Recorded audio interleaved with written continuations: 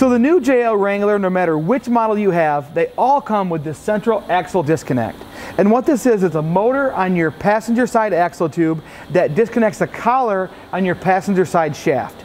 So when you're not in four-wheel drive, your front drive shaft isn't spinning, your transfer case isn't spinning. It saves some wear and tear on those components, but I think they mostly did it to save fuel mileage. So those of us with old YJs or XJs, we remember having this system, and it was vacuum-based, and it worked okay.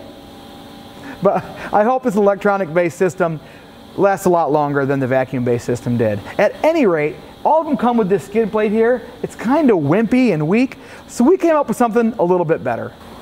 So the factory one, it's like 1/8 inch, and I guess that's fine for the mall, but we made ours out of 3/16 inch steel. This thing is super beefy. It has a skid right here to kind of go around the front of the axle so you can slide on it a lot easier, and it's ridiculously easy to install. All you're gonna need is a 10mm end wrench.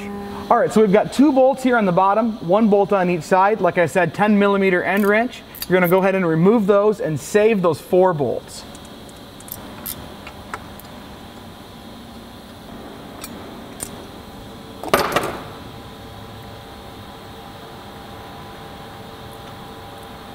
After you remove those 4 bolts, just go ahead and let it fall.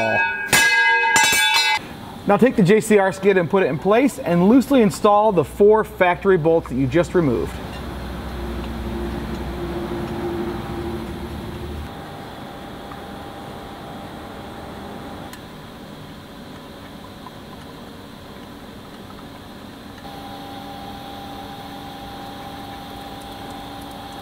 All right, once you have all 4 bolts loosely installed and everything looks good and aligned, go ahead and tighten them down with that same 10mm wrench.